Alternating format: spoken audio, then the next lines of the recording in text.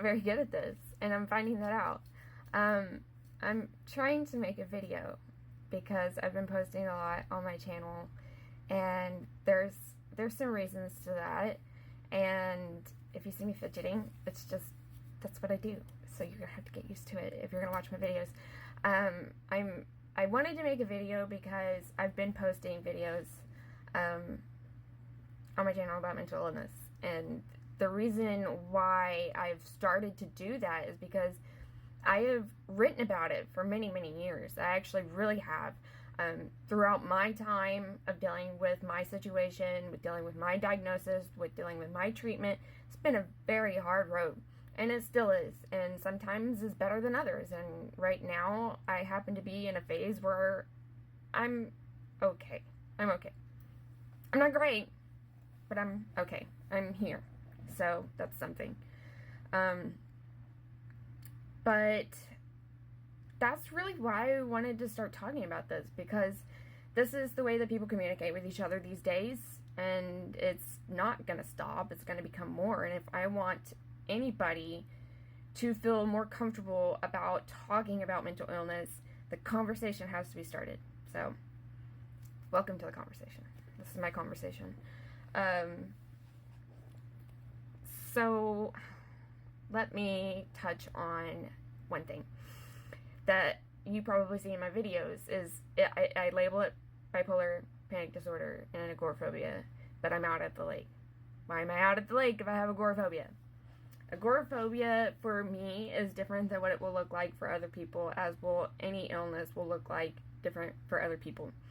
And I have many, many different stories that I could tell on this subject, on different subjects, but right now I'm just going to focus on one, which is that I post videos about me going out at the lake.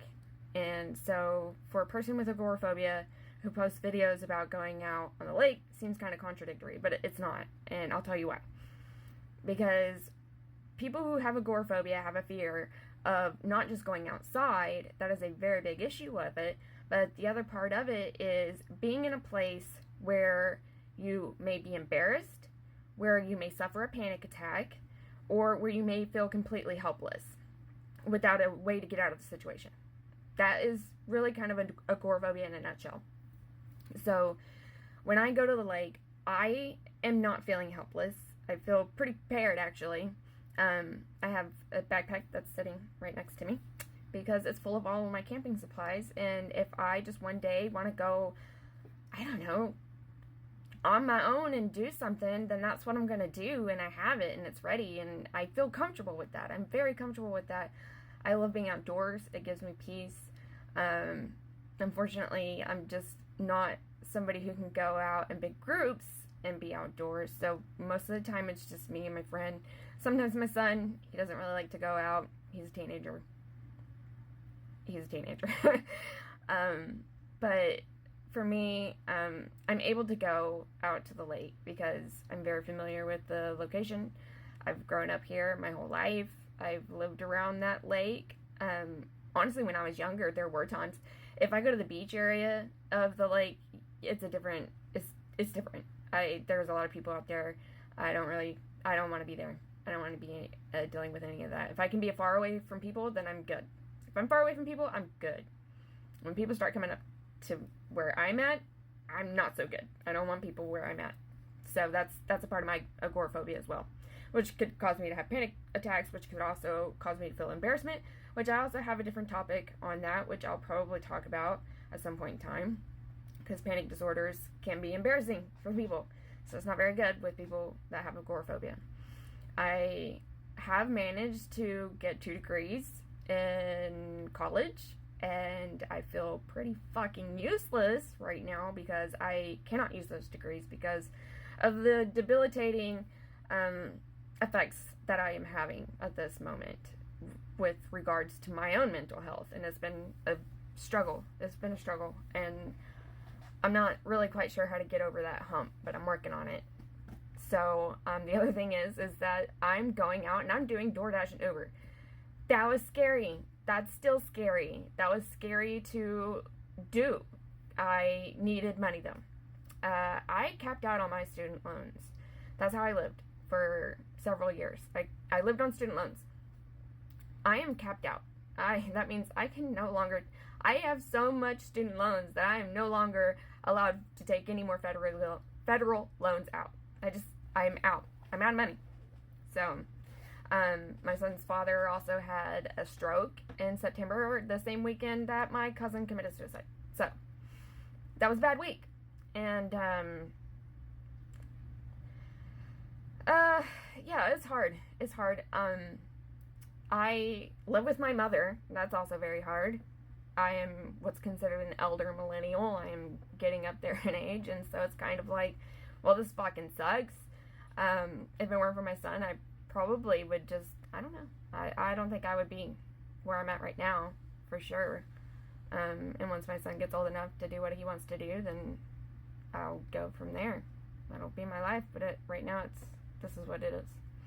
So, being somebody with agoraphobia, yeah, I've spent months in my house before, and it's on a cycle. Sometimes you're good and you can go out and you can go to the store, you can go and do simple things, and it's fine. You can go to work and it's fine. You know, you start getting familiar with the area, you get familiar with faces, you get into a safe space, so it's no longer an unsafe place.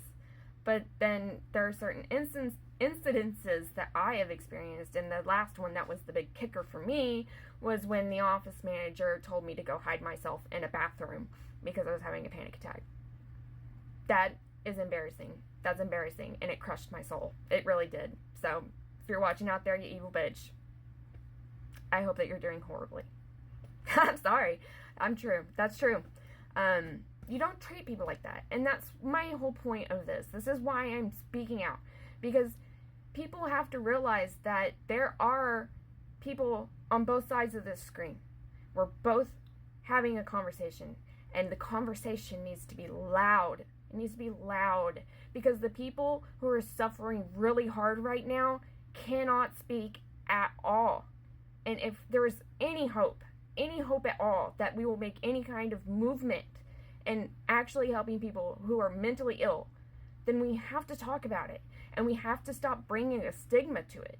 Okay? Like, we can't just start calling the weather bipolar just because it's being up and down in the weather. I understand it's a phrase. I understand that there's this whole woke thing that's going on. But really, what it does is it adds to that stigma. And that's not cool. It's just not cool. So we really got to be paying more attention to these things. And we can't just brush off people's emotions like they don't fucking matter. Because we're human beings. And whatever reality we're in, we're all cohabiting at the same time. So we should just all start to figure out how the fuck we're going to make all this work. So that's why I'm doing this. This is why I'm talking. Because I normally write. I'm a very good writer. I'm not a very good talker. Especially because I have problems saying R's. And I'm a Texan. So I sound sometimes pretty stupid.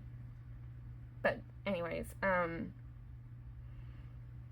yeah, I just wanted to touch on that because in case there was any kind of confusion about why somebody who's claiming to be agoraphobic is able to do certain things, like go and deliver things. It's not easy. That is not easy, I'll tell you. And people are fucking pieces of shit. People are pieces of shit.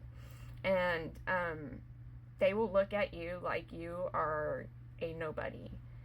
What's easy for me to do it is that I can be in and out. And I don't have to have very much interaction with people, which is great. And most people these days do not want to talk to you. They don't want to, like, have you hand your food to them. And I'm like, that's perfectly fine for me. I'm fine. And most of the time I'm in my car. I've had issues that are, again, something else that's different with that. But for another time. So I just wanted to say that, and I'll post this tonight. And until the next one, good night, good morning, wherever you are. Welcome to the shit show.